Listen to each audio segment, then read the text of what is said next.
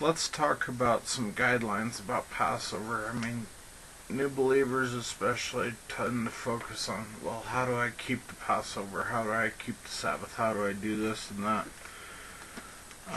So I think this time of year is a good time to do it because Passover is coming up. And one of the places you can look is Exodus 12, verses 1 through 13, basically. And it talks about a lamb, which technically we can't do without a temple. Beginning that they chose a lamb on the 10th day. It had to be without blemish. You shall keep it until the 14th day. Putting blood on the doorpost.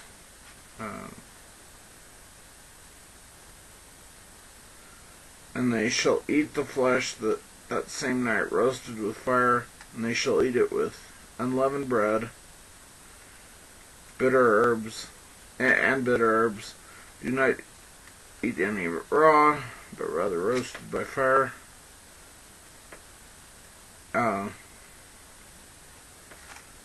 Verse 11 it says, now you shall eat it in this manner with your lion's gird, your sandals on your feet, and your staff in your hand. And you shall eat it in haste.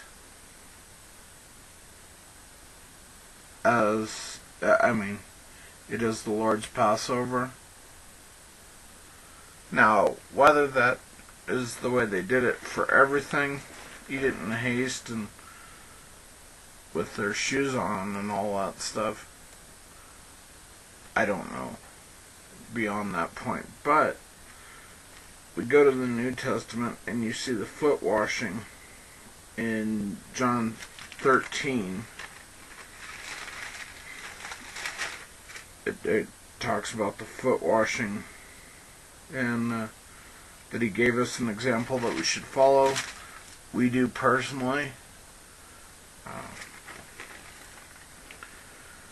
And you'll find two types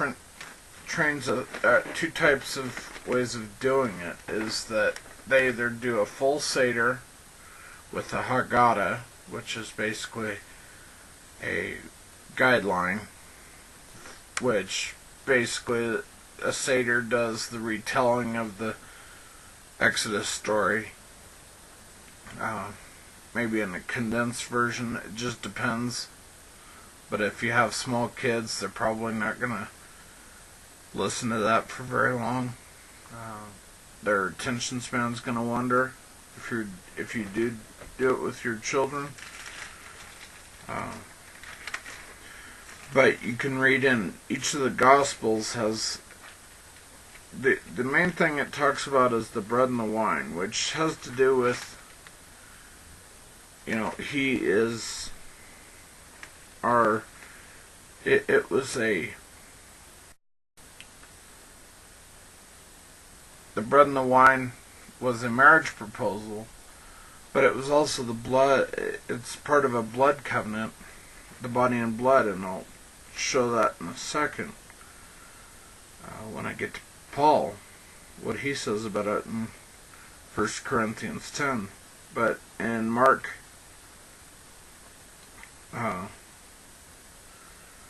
14,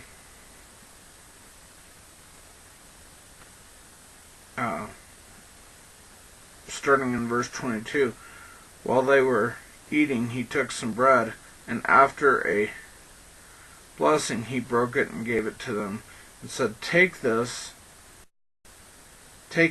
this is my body. And when he had taken a cup and given thanks, he gave it to them, and they all drank from it. And he said to them, this is my blood of the covenant, which is poured out for many. So it was about a covenant, and that I will not eat the fruit of the vine.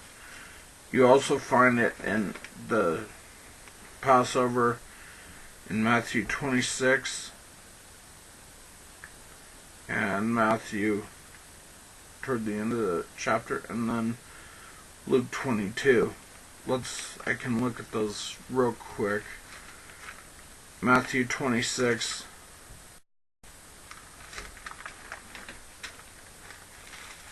is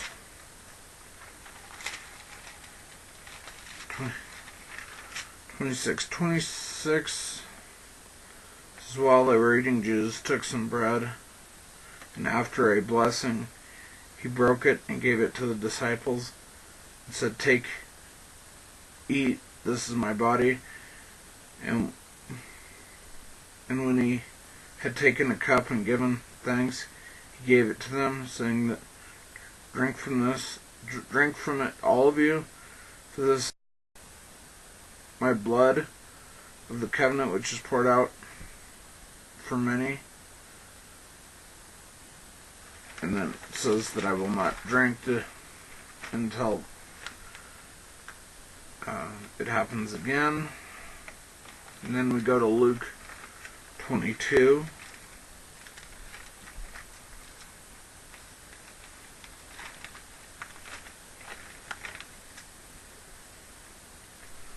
(22:17).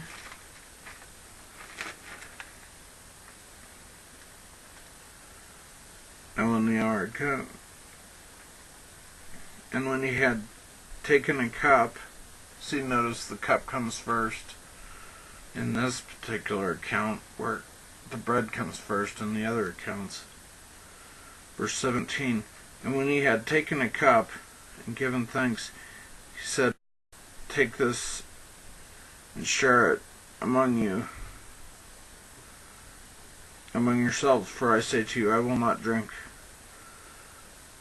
of the fruit of the vine from now on until the kingdom comes." And when he had taken some bread and given thanks, he broke it. And what was he doing when he did that? He generally they all do a blessing before the bread and the wine. Baruta Adonai Elohim Olam. And that, or just blessed are you, King of the universe. Blessed are you, Yahweh, King of the universe, who brought forth bread from the earth. Blessed are you, Yahweh, who brought forth the fruit of the vine. Can do those, or some people just, in the stuff that my family watches for Passover, they just do a general prayer before they partake of it. So you can do that. Let's also go to 1 Corinthians 10.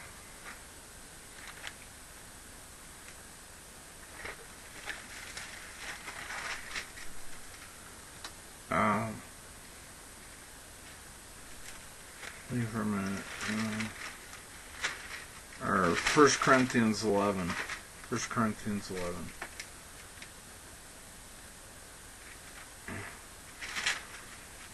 Actually. Verse 27. Therefore, whoever eats the bread or drinks the cup of the Lord in an unworthy manner shall be guilty of the body and the blood of the Lord. But a man must examine himself, and in so doing he is to eat the bread and drink of the cup. For he who eats and drinks judgment to himself if he does not judge the body rightly. For this reason many among you are weak and sick, and a number sleep. But if we judge ourselves rightly, we would not be judged. But when we are judged, we are disciplined by the Lord, so that we will not be condemned along with the world. That's part of what this whole thing is about, is the It's a marriage proposal. It's part of how you get out of Egypt. Passover was about leaving Egypt, just like the Passover nowadays is about leaving Egypt of the world, and it's like the beginning. It's like the acceptance of the marriage proposal, and how we partake of this is important. And we go back a couple of verses to verse 23 of 1 Corinthians 11. It says, I received from the Lord that which I also delivered to you, that the Lord Jesus, in the night which he was betrayed, took bread, and when he had given thanks, he broke it and said, This is my body, which is for you. Do this in remembrance of me. And in the same way he took the cup also after supper and said, This cup is the new covenant in my blood. Do this as often as you drink it in remembrance of me. That doesn't mean every quarter or every week, or this was a once a year celebration of Passover. For as often as you eat this bread and drink this cup, you proclaim the Lord's death until he comes. And that's the whole point of any of the holy days, is to it's a wedding rehearsal. And you can go back verse 17 through 22, and how he says, I do not praise you in the way some are drunk and some are different things don't come together that way. And just basically we do the foot washing, the bread and the wine, with blessings before each. That's how we do it.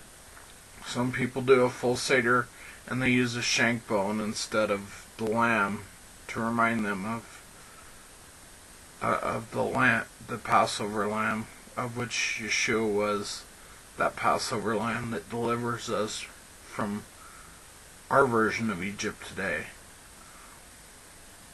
Just as they were delivered from Egypt back then. And then, of course, unleavened bread follows that whole week after Passover and the holy day, that the first and last days are Sabbaths. So hopefully I was clear on this whole thing, sharing the scriptures, kind of giving you an idea of what to expect or what to do if you don't have, especially if you don't have a congregation, or the congregation does it on its own. Whether you do a Seder or whether you do just what's described in the New Testament is up to you, I believe. But the importance of the event is what really matters, and it's not the same as Easter. Easter and Passover are two different things. So shalom, shalom.